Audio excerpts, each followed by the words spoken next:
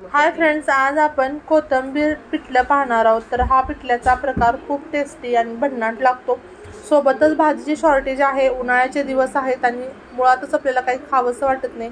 तर तोंडाची चव वाढवायची असेल तर तुम्ही या पद्धतीने बेसन पिठलं करू शकता।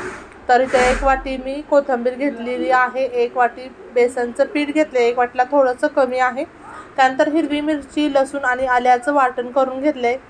तवा गरम करायला ठेवला, तव्यामध्ये तेल घालायचं, तेल थोडंसं जास्त घालायचं। त्यानंतर 1 चमचा जिरं घालायचं, जिरं छान तळतळून द्यायचं आणि मग त्यानंतर आपण त्यामध्ये अर्धा चमचा मोहरी घालायचे। तर हिरवी मिरची जे वाटण बनवले त्यात मी 4 ते 5 हिरव्या मिरच्या घेतल्यात, 5 ते 6 लसणाच्या पाकळ्या घेतलेल्या आहेत आणि सोबतच आल्याचा 1 तुकडा घेतलाय। तर आता आपण या तेलामध्ये चिमूटभर हिंग सुद्धा घातलेला आहे आणि त्यानंतर आपण 1 मोठा चिरलेला कांदा घालायचा आहे। तर कांदा मी एकदम बारीक चिरून घेतलेला आहे। कांदा व्यवस्थित परतून घ्यायचा। कांदा थोडासा परतत आला की त्यामध्ये मग आपण हिरवी मिरची आणि लसणाचे वाटण केले ते घालायचे। तर यापूर्वी मी समर स्पेशल खूप साऱ्या रेसिपी यूट्यूब चॅनलवरती स्वाद रेसिपीवरती अपलोड केलेले आहेत। मागच्या वर्षी मी आईस्क्रीमचे बरेच प्रकार अपलोड केले आहेत, ह्या वर्षी सुद्धा फालुदा सोबतच वाळवणाचे पदार्थ बरेचसेच अपलोड केलेले आहेत। सो चॅनलवरती जाऊन व्हिजिट करायचं आहे आणि रेसिपी पाहायच्या आहेत। जर तुम्ही रेसिपी ट्राय करून बघत असाल, तुम्हाला माझ्या रेसिपी आवडत असतील तर मात्र चॅनलला सबस्क्राईब करायचे आणि सगळ्यात महत्त्वाचं म्हणजे कमेंट्स करायला विसरायची नाही।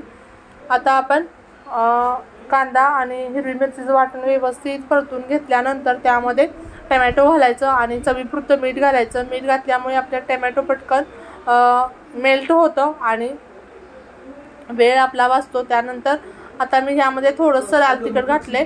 तर हिरवी मिरचीचं वाटण सुद्धा आपण घातलेलं आहे, तर त्या हिशोबाने फक्त कलर छान येण्यासाठी मी यामध्ये बेडगी मिरची पावडर घातलेली आहे। आता हळद घालायची अर्धा चमचा। आता आपल्या कांद्याला बघा तुम्ही मसाला व्यवस्थित तेल सुटलेला आहे, तुम्ही बघू शकता खूप छान दिसते, हे वाटणच खूप छान दिसते। तर बेसन किती छान लागत असेल। आता आपण कोथिंबीर घालायची आणि ही जी कोथिंबीर आहे ती व्यवस्थित परतून घ्यायची। त्यातली थोडीशी कोथिंबीर मी बाजूला ठेवलेली आहे, नंतर आपण वरून थोडीशी वापरणार आहोत डेकोरेशनसाठी। आता 1 मिनिटभर आपण हे फक्त मिश्रण व्यवस्थित परतून घ्यायचं।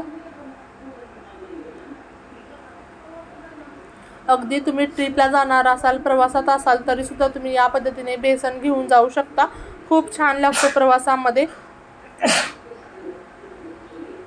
आता झाकण ठेवायचं, 1 मिनिटभर ही आपण कोथिंबीर शिजवून घ्यायची। त्यानंतर आपण जे बेसनचं पीठ आहे ते घालायचं, त्यातलं मी थोडंसं बेसनचं पीठ ठेवलेलं आहे। आता हे सर्व मिश्रण व्यवस्थित मिक्स करून घ्यायचं। आपण कुठेही यामध्ये पाण्याचा वापर करत नाही आहोत, त्यामुळे हे बेसन आहे ते व्यवस्थित शिजलं पाहिजे, त्यामुळेच आपण तेलाचा वापर थोडासा जास्त केलेला आहे।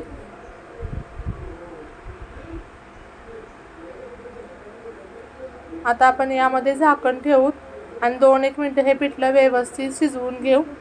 आता आपण जे उरलेलं बेसन आहे ते सुद्धा घालायचं आहे आणि पुन्हा सर्व व्यवस्थित मिक्स करून घ्यायचं आहे। तर कोथिंबीरला सुद्धा थोडंसं पाणी सुटतं आणि आपण तेल सुद्धा थोडंसं जास्त वापरले, त्यामुळे यामध्ये पाण्याचा वापर करायची गरज पडत नाही। आता हा जो बेसन आहे तो मोकळा करून घ्यायचा आहे। तर 2-2 मिनिटांनी आपण ही प्रोसेस करायची आहे। 2 मिनिटं झाकून ठेवायचं, परत झाकण काढायचं, मिक्स करायचं, परत झाकण ठेवायचं।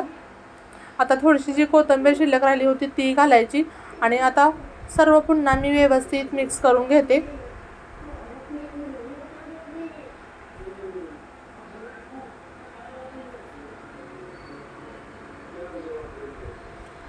आणि आपला याच पद्धतीने कोथिंबीर बेसन तयार झालेला आहे। आपण एका प्लेटमध्ये सर्व करू। दिसताना सुद्धा अमेझिंग दिसतो आणि टेस्ट सुद्धा त्याची भन्नाट झालेली आहे। पुन्हा भेटूया अशाच नवनवीन आणि जायकेदार रेसिपी सोबत। तोपर्यंत बाय बाय।